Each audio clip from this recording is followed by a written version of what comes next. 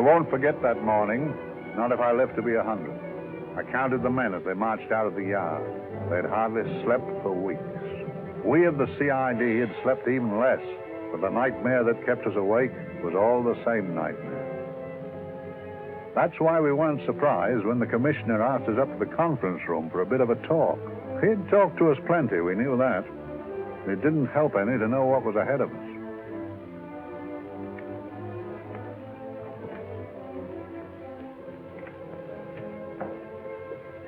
Must we have that window open, Gregson? Oh, shut it if you want to. Chief will be in enough of a temper without having a ruddy blast down the back of his neck.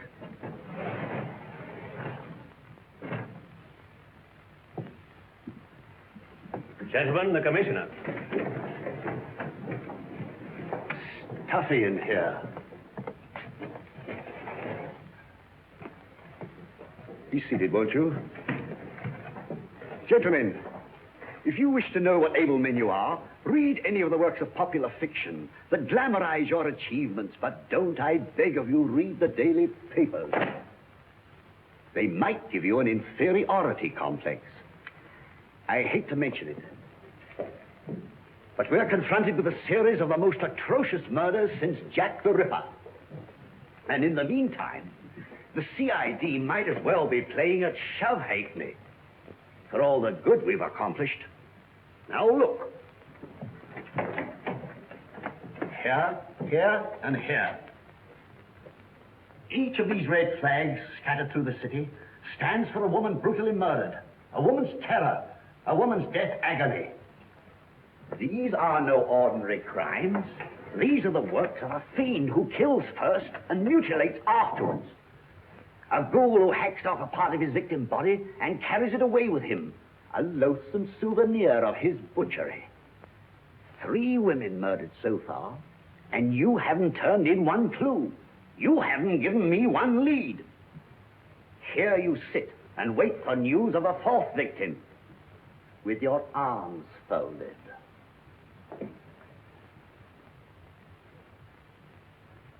Well, we hadn't long to wait.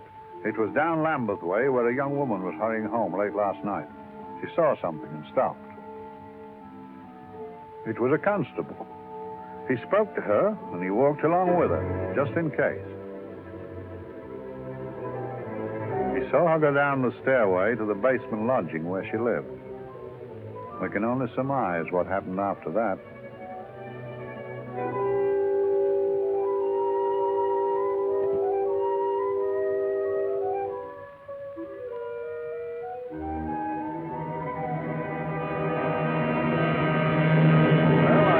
Pride in my pocket and went to see the man who'd so often helped out Inspector Lestrade and myself in the past, Mr. Sherlock Holmes.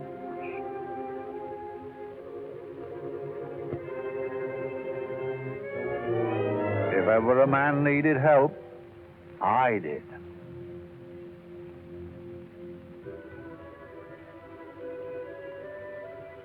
This makes 4, Inspector. 4 defenseless women here in the heart of London. And everyone with the right forefinger hacked off. Not hacked, Inspector Gregson. Cleanly, expertly severed. The work of a skilled surgeon. That's our only clue. Much about the age of my sisters go. Is there no way of stopping this, Mr. Holmes? Yes. There's a way, somehow. The fiend that did this. I promise. I promise. We've nothing to go on. That's the rotten part of it. We can't get far without knowing the motive. Well, at least we know what the motives were not. It wasn't robbery, nor passion, thanks be, nor yet vengeance. Because they all came of totally unrelated families. Steady, Inspector, steady. Sorry, Mr. Holmes. I don't turn a hair when it's a bloke that can look after himself. A little slip of a thing like that. Yes, it's horrible. Come on, let's get a drink.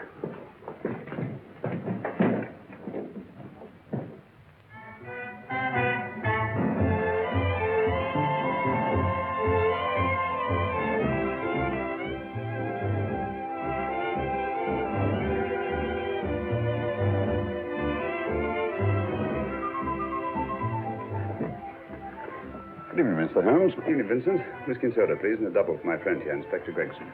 Very good, sir. Make mine Irish. Decent of you to give me a hand with this thing, Mr. Holmes. Always a pleasure to be of help to Scotland Yard, Inspector. Little out of my line, looking for a maniac who murders just for the fun of it. Or perhaps just to get a human finger. In all 4 cases, the murderer risked capture by stopping to secure a finger. Well, what for? Who knows? He's just a madman. Perhaps there's method in his madness. If we could just trace those missing fingers. If we could just drain the English Channel, we might find a penny. Huh? Oh, thank you. You may keep those, Mr. Holmes. Thank you.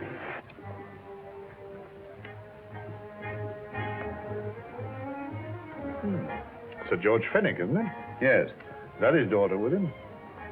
Don't be so naive, Inspector. You know everyone, don't you, darling? Well, hardly. A week ago, I didn't know you. A week.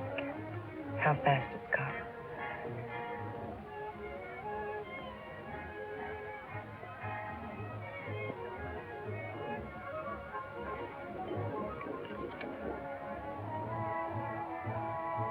I collect these things. How very quaint of you. Shall we go? Yes.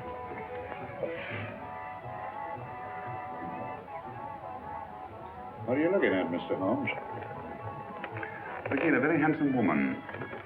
Outworn to the purple, but giving an excellent imitation. Would you like to come to my flat for a nightcap?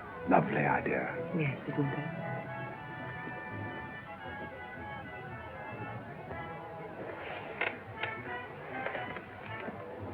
I wonder where she's taking Sir George Fenwick. Don't be so naive, Mr. Holmes.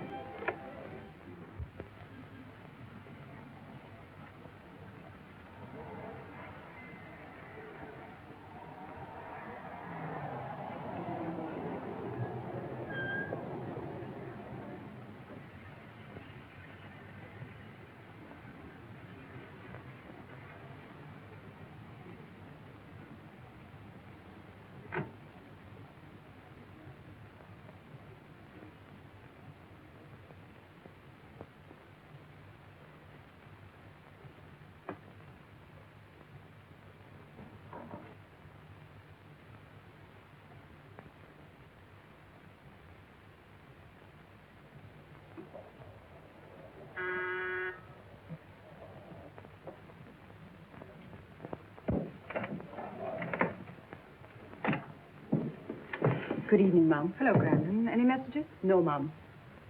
Thank you. Drinks, Crandon. One of your nice surprises. Yes, Mum. I say, you don't mean that... Crandon's a marvel, aren't you, Crandon? Yes, Mum. You wouldn't believe the things she can do. Ah, charming place. Delightful. Really? Do you think so? I'm so glad. Do sit down. Do you mind? Do I mind? What a question. I don't mind anything, really. Except not being with you. Now, you really don't want me to believe that, do you? Not too seriously. Good. We're both quite grown up, aren't we? Quite.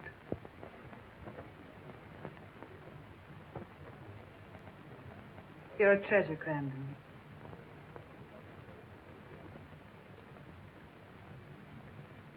And lower the lights a little as you leave.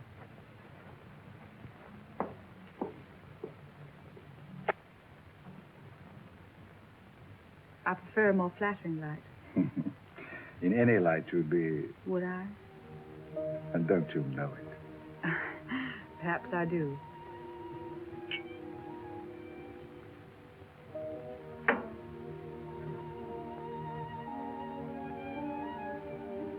Oh, that priceless woman.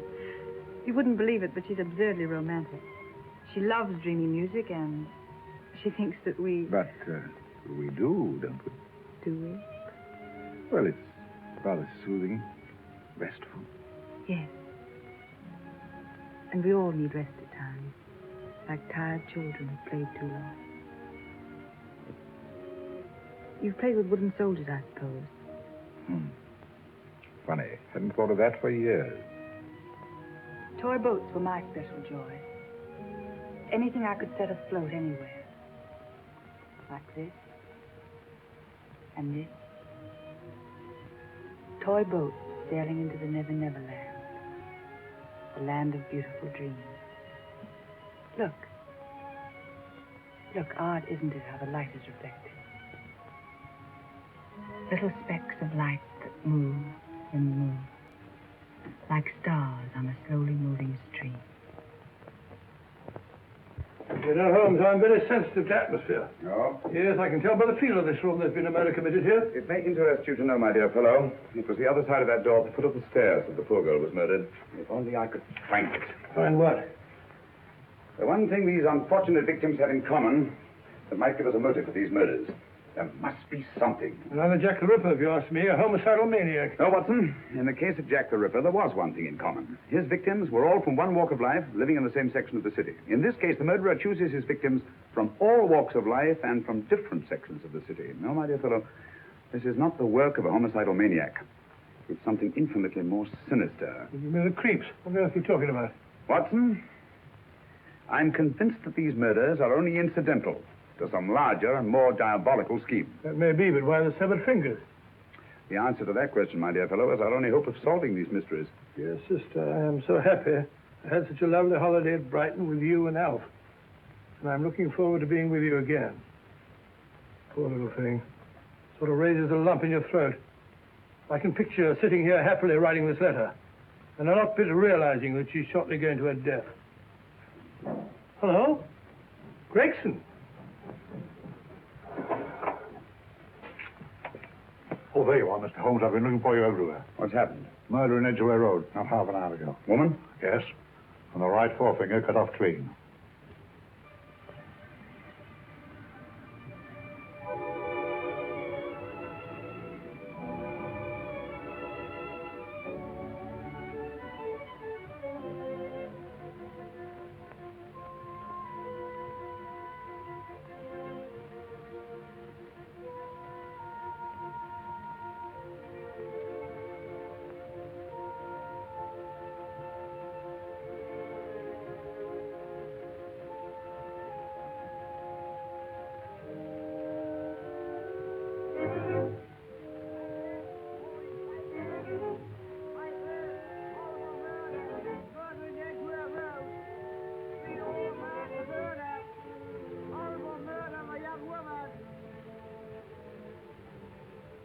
Papers!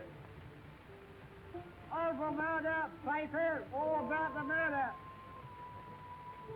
Morning papers, all about the murder. Papers, horrible murder.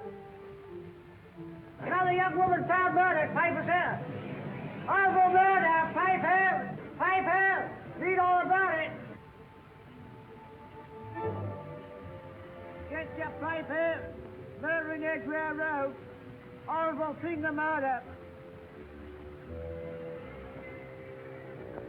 Shocking murder, murder in Edgware Road.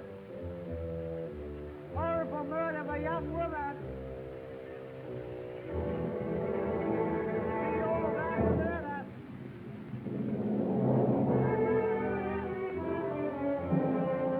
There's been another of those horrible murders.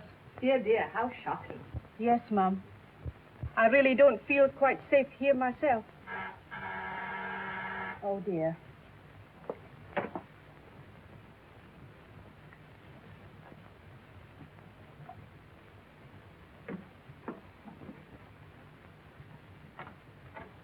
Why, Sir George! I must see Miss Marlowe at once. I don't know if she... I must see her. Where is she?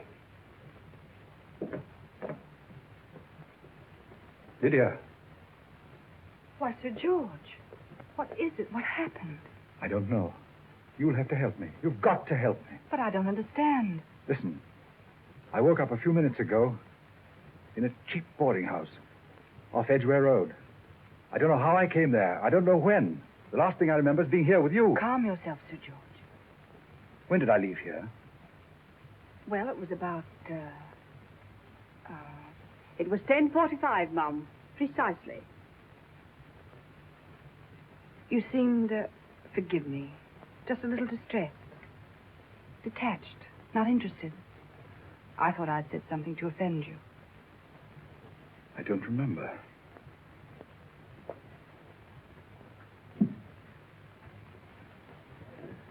I can't remember. Tell me, has this happened to you before? Before? Well, there is such a thing as amnesia, you know. If it was 10:45 when I left you. It was 9 this morning when I woke. Over 10 hours lost. 10 hours that I can't account for. And in my pocket when I woke, I found... Yeah, in my pocket. That isn't... Oh, it's not for you, of course. It can't be. Excuse me, Mum, but there's a man asking to see the gentleman. Send him away. Yes, Mum. No, please. I'll see him.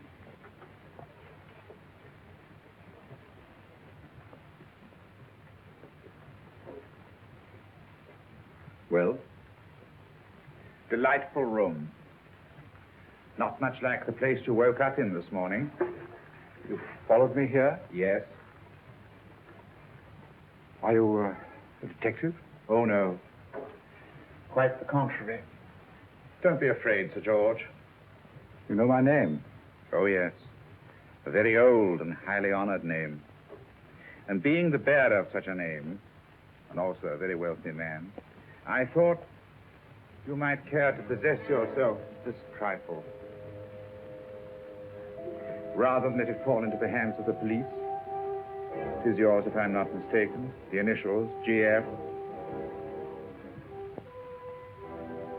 Where did you get this? It came out of your pocket. I saw it fall, but you never noticed. You were very busy, bending over something with a knife. Then you put something in your pocket.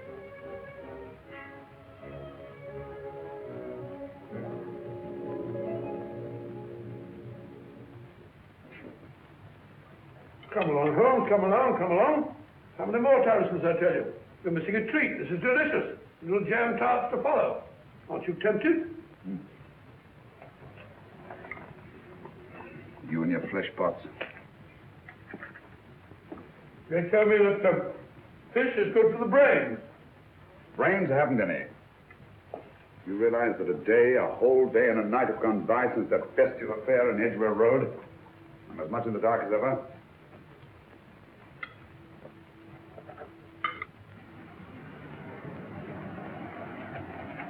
Hello, here comes a client, unless I'm very much mistaken.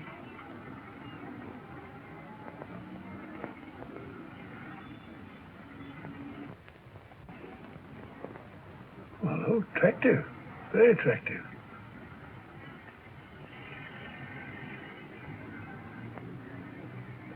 Obviously, she left home under the stress of some very great emotion. How do you know that? She wasn't wearing any gloves. A startling omission in a young lady of fashion. No, she didn't put her coat on.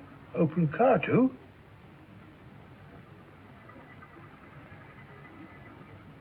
Furthermore, there's something in that bag she wants to show me.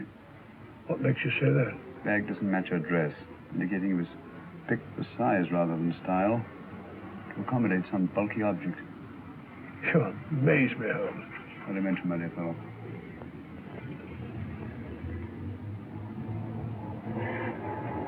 Well, Watson.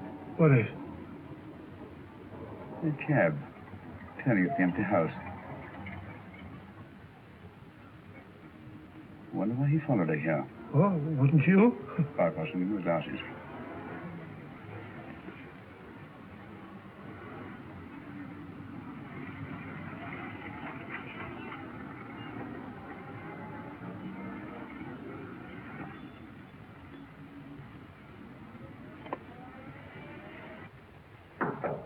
Well, we shall soon know. Yes, Mrs. Hudson? It's a young lady, sir. Most urgent. Ask her to come in. Go right in, miss. Mr. Holmes? Yes, this is my friend, Dr. Watson. How you How doing? do you do? Mr. Holmes, you must excuse me, please. Yes, well, won't you sit down? Come along. May I? It's quite all right. Thank you.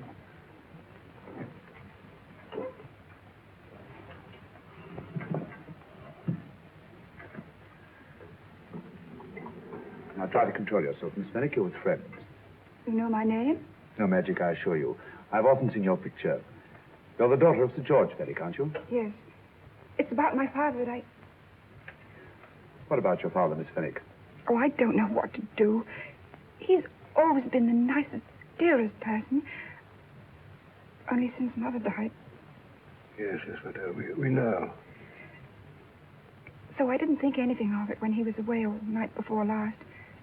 But he didn't come home until yesterday at tea time. Didn't come in for dinner at all. Just paced up and down in the library hour after hour. I begged him to let me in, but he wouldn't. Steady, steady. Now take your time. I couldn't sleep a wink last night. Then I started hearing things. Hearing things? What sort of things? I heard someone in the garden underneath my window. Then I saw a figure moving down the garden path. And I recognized my father. Stealing through his own garden like a thief.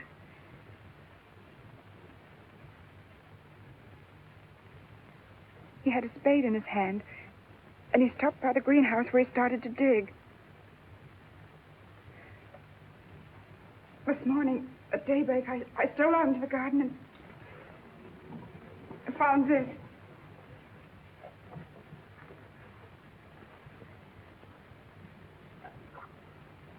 A finger. A human finger. Bring up Scotland Yard, will you, Watson? Ask them to get hold of Inspector Gregson and tell him to meet us at once at George Fenwick's house, Kingston. Operator, get the Scotland Yard quick. Where's my father, Norris? He's still in the library, miss. Thank you. We'll see him right away. Will you come with me, please? Thank you. I got your message, Mr. Holmes. Yes, indeed. Dad, may I come in? Dad. Honey? He doesn't answer. You mind? Please do. Thank you. Watson, quick. Oh, Come on, no, my dear. no, no. Take charge, Miss Fenwick, please. Now, miss, please. Please come along with me.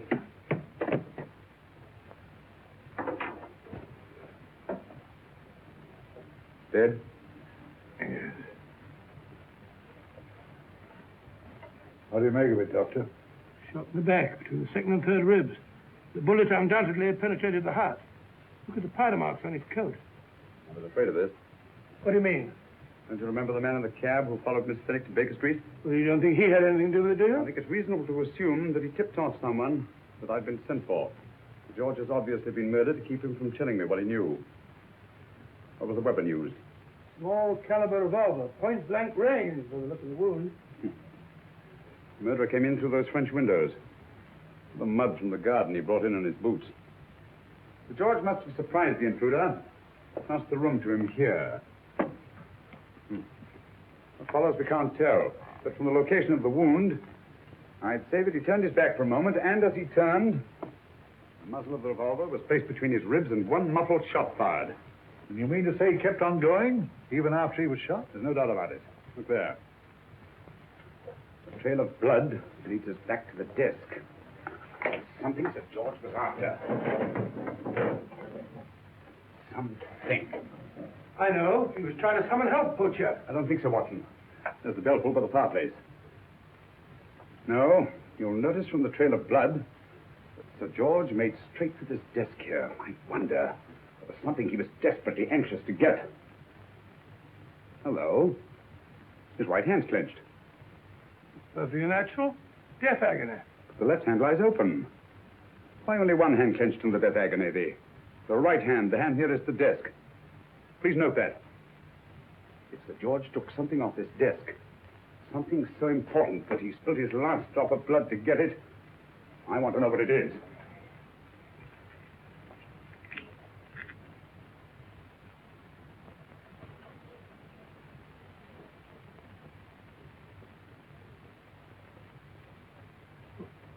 Nothing but an ordinary match folder.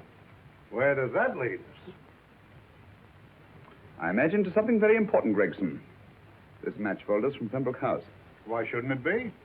He was there, you know. We saw him yesterday. Yes, but the effort he made after he was shot to get hold of this match folder. It's just possible he wanted someone to remember Pembroke House. He may have wished to recall it to someone who saw him there. Someone who, like ourselves, saw him with a woman.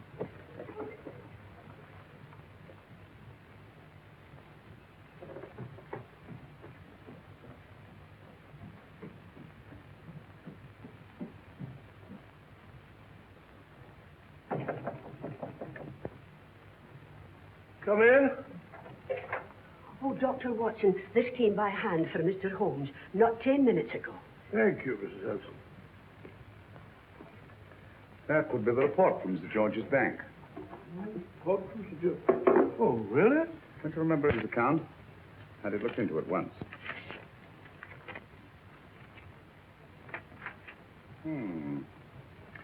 He drew out his entire balance in cash, nearly £10,000, yesterday, just after that young woman was murdered.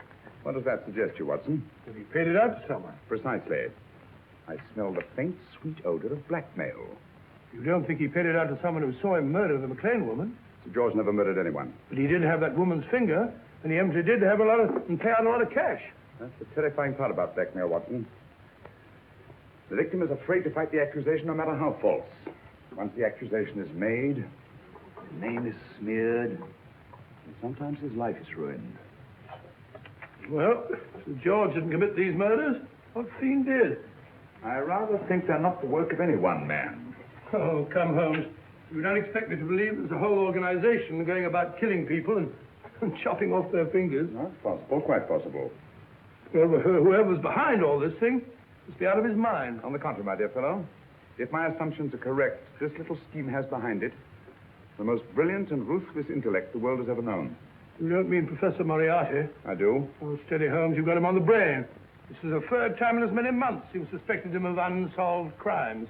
He's dead, you know. Is he? Is he? You know he is. He was hanged in Montevideo, well, over a year ago. I know that someone was hanged in Montevideo under that name. But I'll stake my reputation that Moriarty is alive and here, now, in London. Hello? Yes, but Dr. Watson, wait a minute. Me? Well, yes. This is Dr. Watson speaking. No, I'm afraid I've retired. I don't practice anymore. What? Oh, that's a different thing. An emergency case. Well, just a minute. Yes? Yes, well, see if she's not moved. Remember that? Don't touch her till I get there. Fractured case in the Cardinal's Mews. Heavy woman. 14 stone. Look at it. 14 stone. Just the sort of person who would hoist herself up on a stool to feed the canary. There ought to be a law against fat people keeping little dicky birds. Well, I shan't be very long. I haven't used their bag since I brought little Amelia, what's her name in the world? Grew up to be a very unattractive child. Oh, who wouldn't with a name like Amelia? Oh, Amelia. Amelia.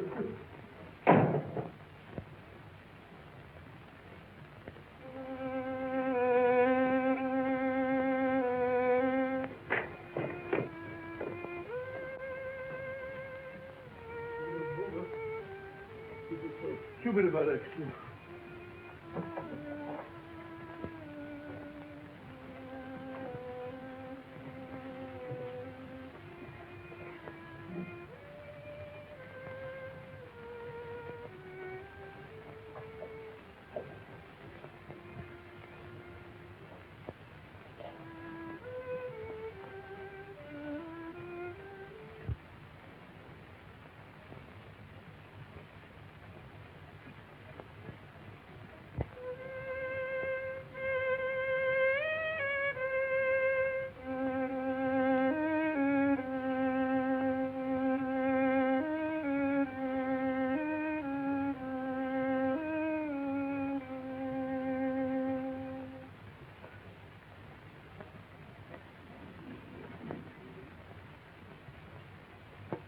Oh, Professor Moriarty.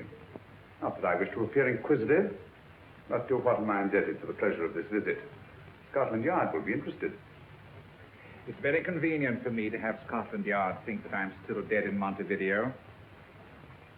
I never dreamed of fooling you. Thank you. The thought occurs to me, Mr. Holmes, that there are some advantages in living within the law. You are very comfortably fixed here, aren't you? As I get on in life, the little comforts appeal to me more and more. Oh, I beg your pardon. Won't you sit down? Thank you.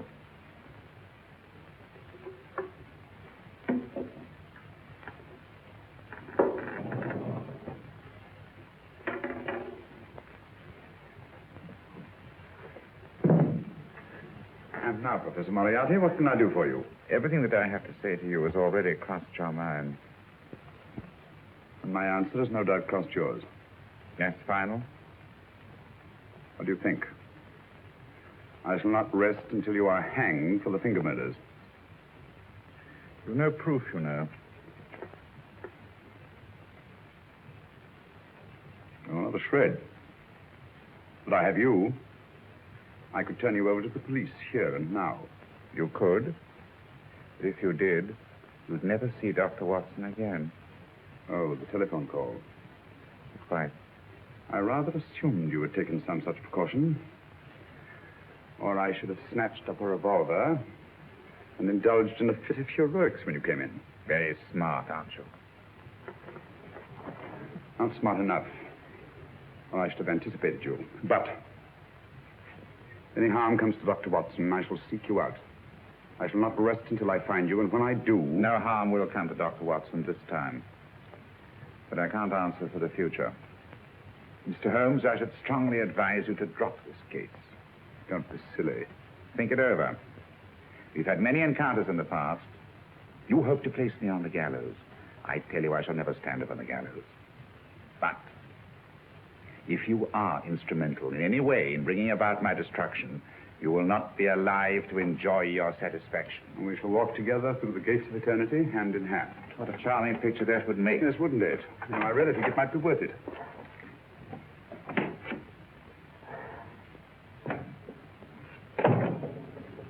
Shoelaces, Governor? Tuppence a pair. And strong enough to hang yourself. How many more times since I tell you I don't want your filthy shoelaces or your company? Shoelaces, Governor? Last impertinence. Run along, my good man, or I'll give you in charge. Shoelaces, Governor? Shoelaces, Governor? Help a poor bloke. What's only got one arm? Any luck with Mr. Holmes? You can read his obituary in tomorrow's papers.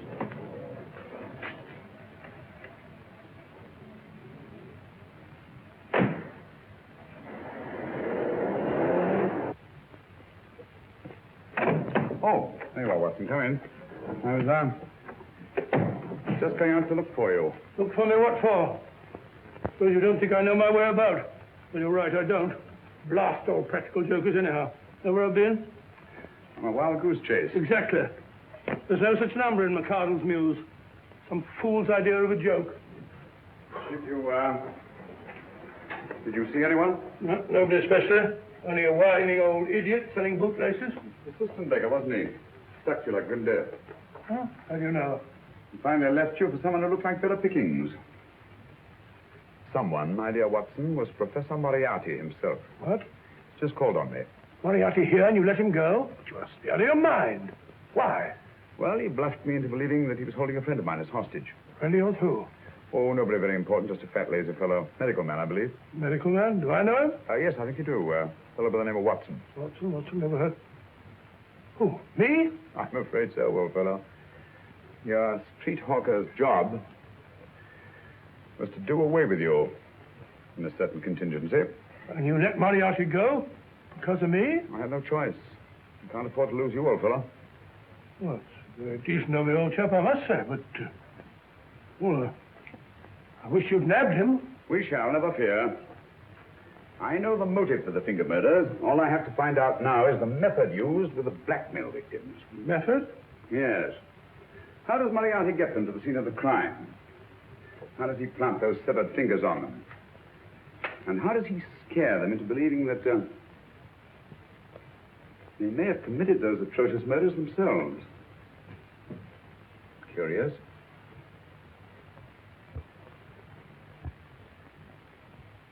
Very curious. Huh? Curious? What's curious? That window in the empty house across the street. First floor front. Huh? What's wrong with it? It's open. Well, shouldn't it be open? Well, it wasn't open half an hour ago. I'll stake my life on that. Well, it's not our business. Let it stay open. I wonder if you'd go over, old fellow, and see what's the matter. Oh, trespassing. Against the law. Well, I'll go myself. Oh, well, if you're going to put it like that, ridiculous waste of time. Think about shutting windows at this hour of the night. Yeah, you better take this torch. Well, take what? Dignified job for a doctor. Dr. Watson, the torchbearer. And what do you propose to do? Sit in a comfortable chair, I suppose, and read a good book? That's a very good idea. Yeah, it's a very good idea. While I play night watchman, you have a nice read. Mm-hmm. Good night. Have a good time. Have a good time. What do you mean?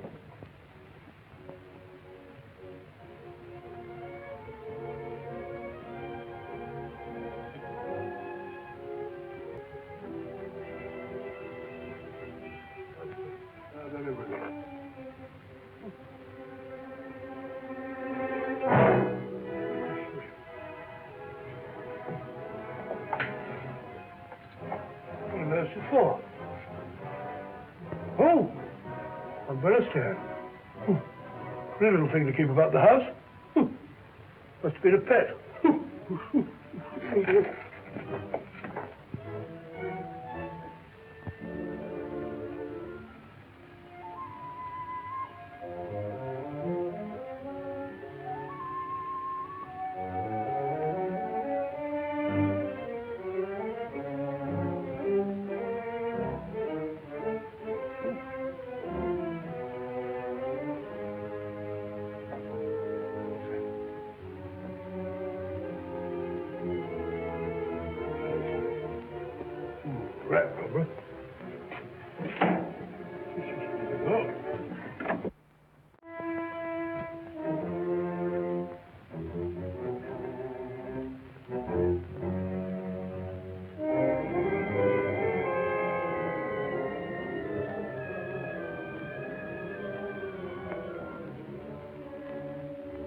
He sits comfortably reading a book.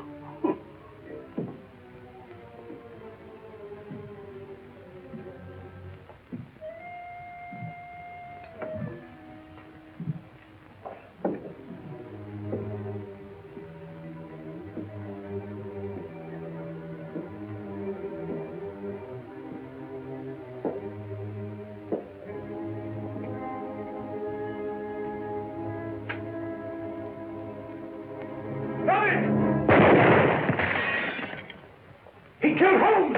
He killed Sherlock! Watson. You? But I saw him shoot you a second ago. Not me, my dear fellow. Merely the bust of Julius Caesar. Incidentally, you may have noticed that all through the ages, prominent men have prominent noses. Oh, I'm afraid we're in for terrible trouble again with Mrs. Hudson. Windows smashed, plaster all over the floor. Get up, you.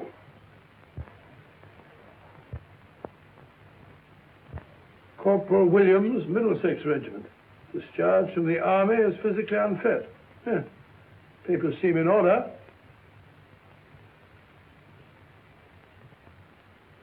Now, Corporal Williams, you've seen service in the Far East, haven't you? The East? I thought so. Look at his complexion, Watson. Yellow as saffron. He's been taking atabrine. Cure for malaria. Sniper, aren't you? Sniper. Hmm. Why did you try to kill me? I had to kill him. I had to. Oh, snap out of it. Stop it, Watson. He's shamming. No, he isn't. Who told you to kill me? She told me. She told you? She told me I couldn't miss. Well, luckily you did miss, you murderer. He isn't a murderer, Watson. Listen, Corporal Williams. She told you you had to do it, didn't she? I had to do it. I've got it, Watson, I've got it. Got what? The method used in the finger murders. Well, what is it? Hypnotism, my dear fellow. Hypnotism. And it wasn't against his nature. That's the devilish part of it. They picked a man for that purpose whose job was sniping. Who are they? Professor Moriarty and his finger murderers. Williams spoke of a woman.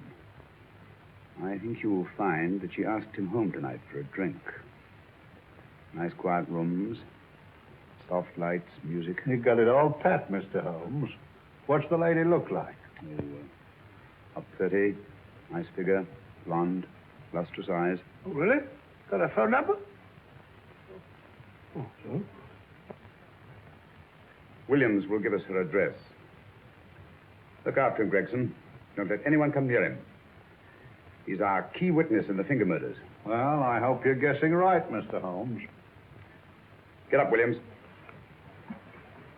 Now, go with Inspector Gregson anywhere he tells you. Come on. Yeah. Ring me as soon as he comes to himself, will you? I will. Good night, gentlemen. Good night. Well, if you believe that fellow Williams was hypnotized, I suppose you think Sir George Fenwick was hypnotized, too. I'm quite sure of it. Have a cup of tea? Thanks, old boy. Nothing to eat. Well, why didn't these people make Sir George do the murder himself? Because they didn't want to get him hanged. They wanted to blackmail him. Well, who do you think the actual murderer is? One of Moriarty's gang. A diabolically simple technique. Kill a woman. Yes. But why cut off the fingers? My dear fellow, don't you understand? The severed finger is what links the blackmail victim to the murder. He wakes, finds the grisly thing in his pocket. Doesn't know how it got there. He's no idea that he's been hypnotized. For all he knows, he may have committed the atrocious crime during some dreadful lapse of sanity. In that state, when he's utterly demoralized, the blackmailers take over. Is that it? Undoubtedly. You see, they swear that they saw him commit the murder.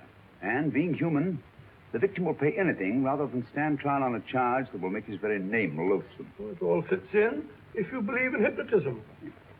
The only possible explanation. Do you think the hypnotist is that woman with the blonde hair and the lustrous eyes, the woman you invented? I didn't invent her. I saw her. What on earth are you talking about? That woman, my dear Watson, was with Sir George when he left Pembroke House. I saw her there. I shall see her again, and Williams will lead me to her. That's why it's so important to keep him safe. He will identify her.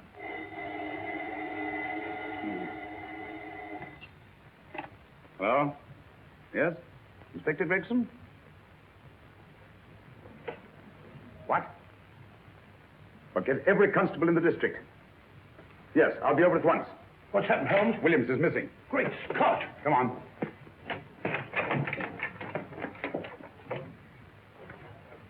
Lorry crashed into Gregson's car. During the confusion, Williams disappeared. Escaped, eh? No, kidnapped. To keep him from talking when he came to. You don't think that Moriarty... Moriarty? Anything is possible.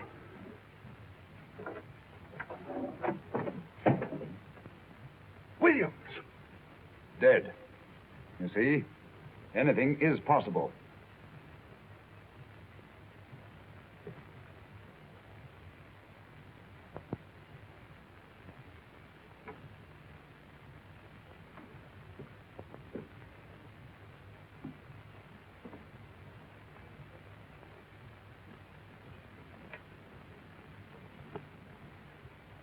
Oh, good morning, Professor Moriarty.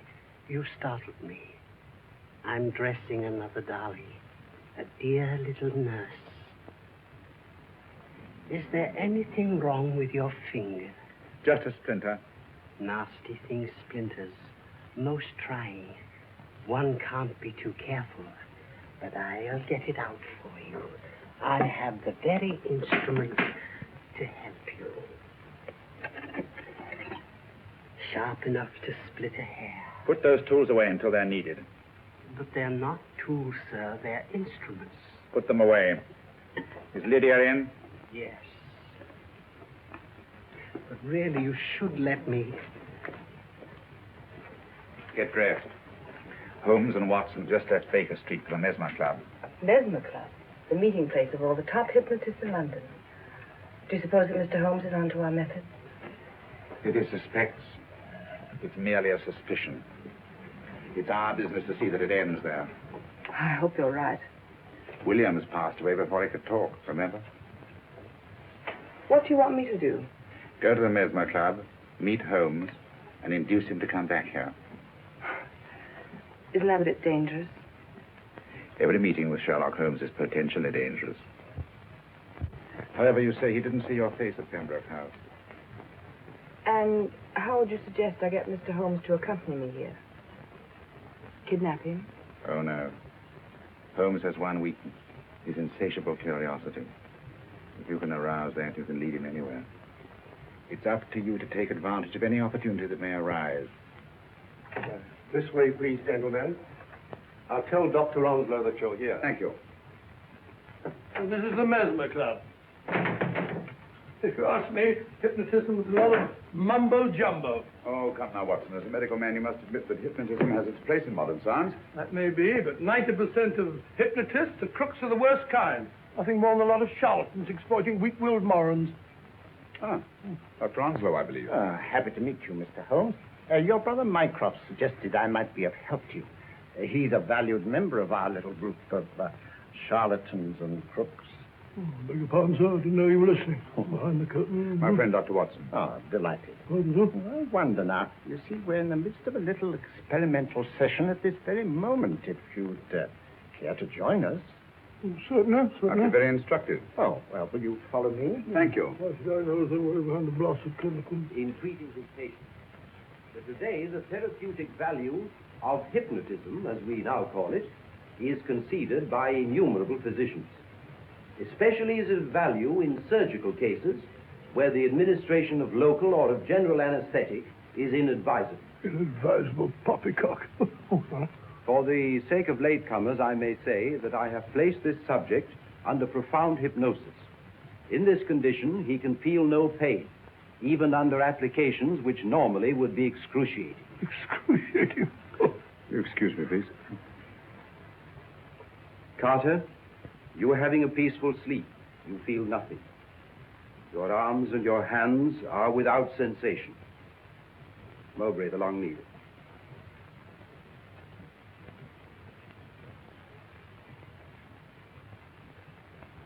Carter, give me your right hand.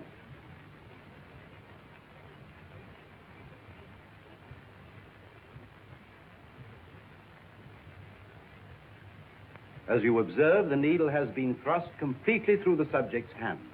No feeling, no pain.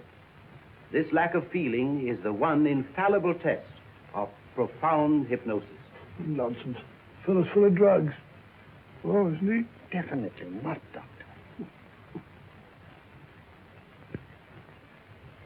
Wake up, Carter, wake up. You feel well and rested, remember. No pain anywhere. Wake up, wake up. I say, when are you going to begin? All through, Carter. Stand up. This way, sir. And, are these all the people that come here? Oh, no. Others keep dropping in all the time. I suppose it's all right for those who believe in it, but of course, I'm a professional man myself. Then you don't believe in hypnotism, Dr. Watson? Oh, I don't deny that there are certain types of hysterical, feeble-minded people who go under if you point your finger at them. But anyone with an ounce of character... How right you are. You see right through our little artifices, don't you, Doctor? Right through, my dear sir. Right through. Right so. But with the feeble-minded, as you say... excuse us, Mr. Holmes. Certainly. Step over here, won't you? Certainly, sir. Anything to oblige. Let me show you how easily we charlatans take advantage of them. Now, sit down, Doctor.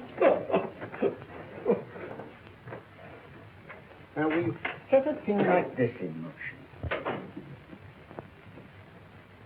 It's wonderful, the attraction on the feeble-minded, of course. The continuous motion, if they just let themselves follow it. Of course, you could stare at it till doomsday, Dr. Watson, with no effect at all. Still, it might make you a little drowsy, like the white ribbon of road at night when you're driving. The rhythm is smooth, unbroken. And the road goes on and on, round and round. Always the same, winding and winding. And you're drowsy. You're tired. Let the road come into you, as it were. The long road, the smooth road, the road to sleep. Sleep.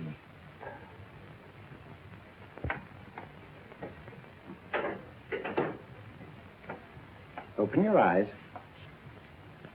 Stand up. Turn around. And now, Dr. Watson, you're on a holiday in Scotland. The country is amazingly beautiful. We're coming to a stream. It isn't deep. Better take your shoes and socks off.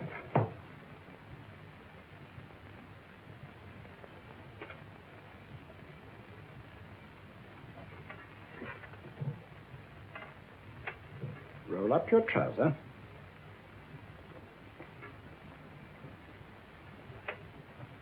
That will do. The other leg is waterproof.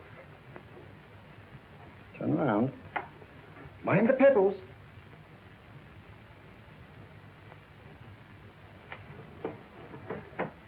Sit down.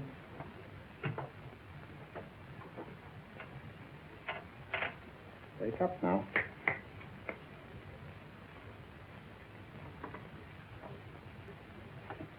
There, I see. What did I tell you? It didn't work with me. Why, nobody with an ounce of character.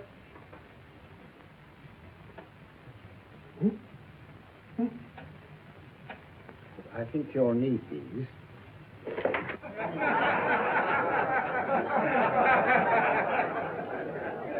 Nothing to laugh at. Watson, she's here. Oh, the woman you're looking for? Yes, I'm going to meet her.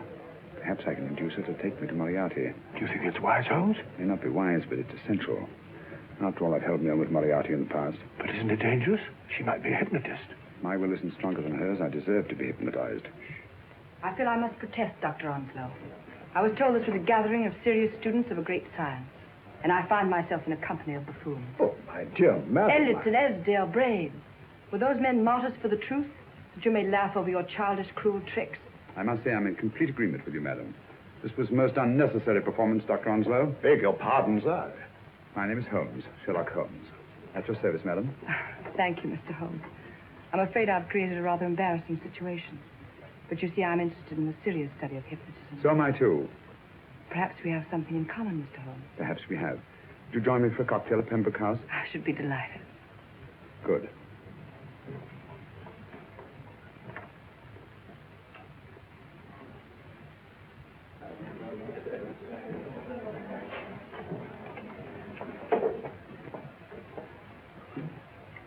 Thank you. I didn't know there was such a pleasant place in London. It was so nice of you to suggest our coming here. I thought a little pick-me-up would do us good. You mean you thought I looked... I like the way you look. Thank you. I suppose I did lose my head a little at the Mesmer Club. But you see, hypnotism is almost a religion with me. I know so well what it can do to help, heal. And I can't bear to see it used for trivial purposes. I know very little about it. That's why I went to the Mesmer Club. You see, I'm rather puzzled just now with the case that I'm working on. How fascinating. Tell me about it. It's the murder of Sir George Fenwick. Fenwick? Who's he? Quite a well-known figure. Odd now I come to think of it. Last time I saw Sir George was here at Pembroke House. Strange. Yes, isn't it? He was sitting, I believe he was sitting at this very table. Cigarette? Thanks. Do go on. There was a charming lady with him. He was lighting a cigarette.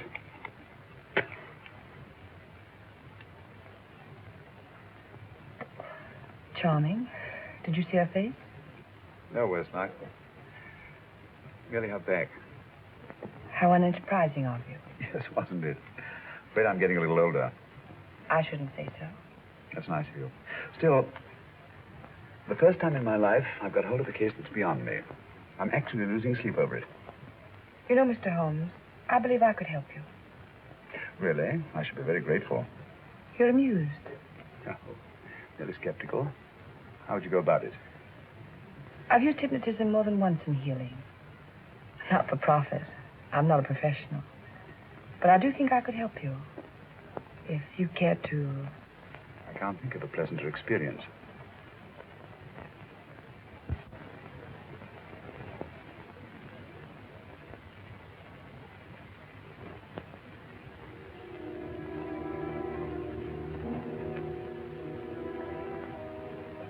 Low light, music, is that all there is to it?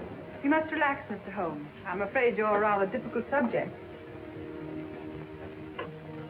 So I thought perhaps a little help. Materia medica might be advisable. Drugs?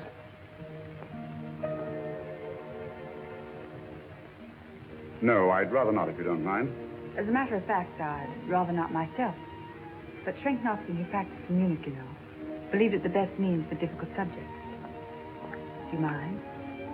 Well, as a matter of fact, I don't approve of sedatives. Just as you wish. We don't have to go on with this at all, you know. Wait a minute.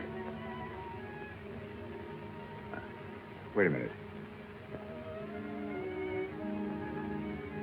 All right. I'll take a chance. It's really quite harmless. What is it? Cannabis japonica, an oriental soporific. You need water.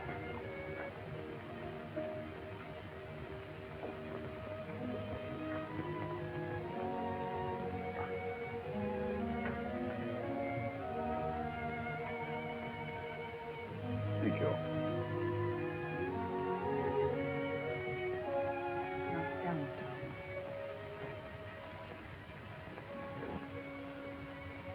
You feel yourself growing drowsy. Don't fight it. Give in to it. Because you do want to sleep, you know. Just fix your eyes on this one white flower, floating on the water. Empty your mind of every other thought. Follow the motion of the water. So smooth. Not a ripple. Waters of forgetfulness.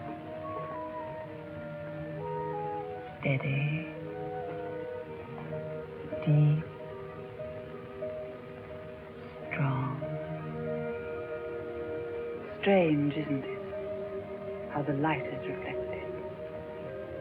Little specks of light that move and move.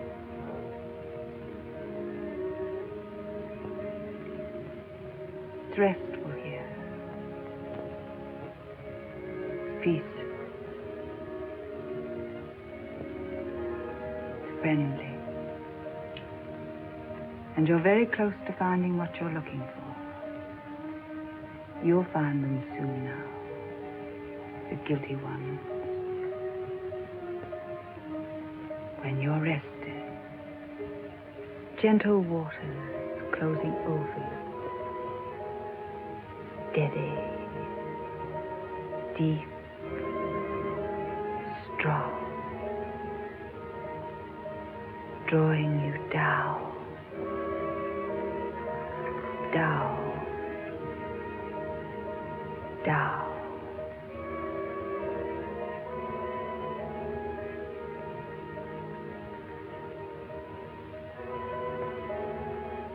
Sleep. Sleep. Sleep.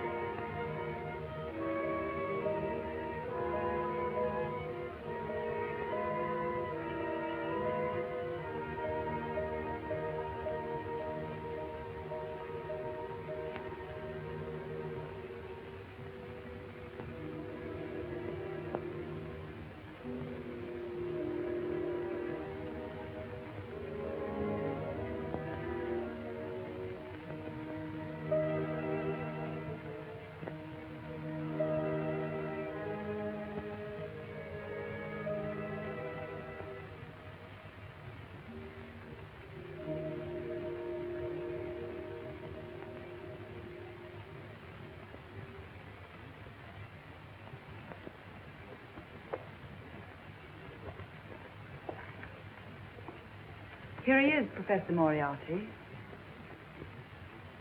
Stand up, Mr. Holmes.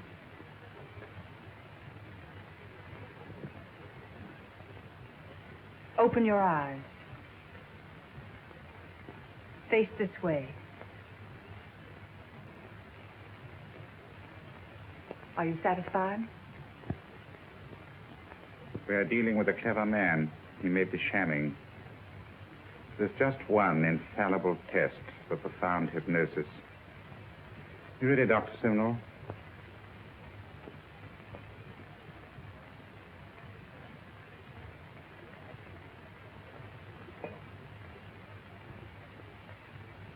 That will do, Doctor. He couldn't fake insensibility to the knife. I congratulate you, Lydia. Turn round, Mr. Holmes. Now walk to the desk.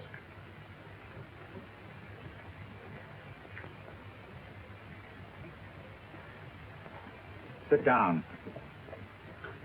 Take that pen and write what I tell you to write. I have at last found a case which I cannot solve.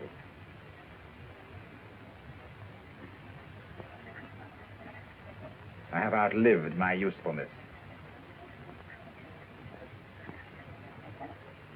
Therefore, I have decided to end my life.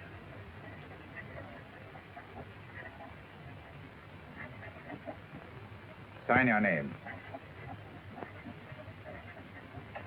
Now blot it.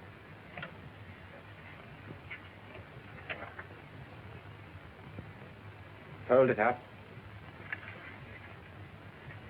and put it in your pocket. Come, Mr. Sherlock Holmes. Go out onto the terrace. But it won't look like suicide, sir. I'm sorry, but Mr. Holmes' injuries must all be self-inflicted. Let's walk a little, Mr. Holmes. It's so pleasant here in the garden. Just step up here onto the terrace. It's a nice, broad terrace. Now turn to the left, walk slowly to the end of the terrace.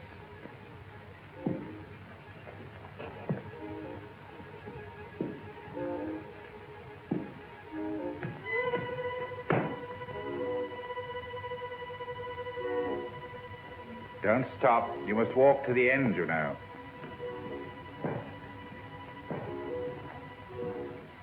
The end leads to an open doorway. You can pass through it in perfect safety. In the room beyond the doorway, you'll find what you've been looking for. Must you drag this on?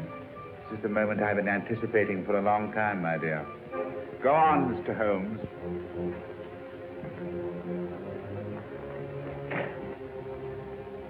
Through the open doorway, you will find the man responsible for the finger murders and the death of Sir George Penny.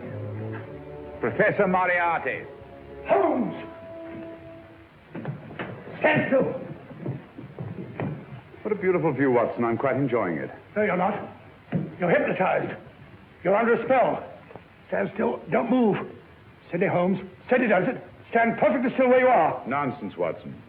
You don't know what you're doing. Of course I know what I'm doing. You mean you're not hypnotized? Certainly not. Then get off the wall, you idiot. Oh, look out! Oh, Dear fellow. what were you doing up there? Holding the fort until you arrived. What kept you? Oh, I ran into a spot of trouble on my way to Scotland Yard. I was arrested for exceeding the speed limit. Your luck seems to hold, Mr. Holmes. I'd hardly call it luck, Professor. You see, I substituted a drug of my own for the one that this dear lady pressed on me. You are clever, aren't you? A drug that, although it leaves the subject conscious, renders him quite insensitive to pain. That accounted for my lack of reaction to Dr. Simnel's knife. Well, Gregson, quite an impressive haul. Even Inspector Lestrade himself couldn't have done any better. Thanks, Mr. Holmes. Take him away. All right, put her in the van. I was right, Mr. Holmes. You are a difficult subject. Thank you. And now, Professor, our score is settled. Au revoir until I see you on the gallows. The rope has not been made that'll go around my neck. Come on.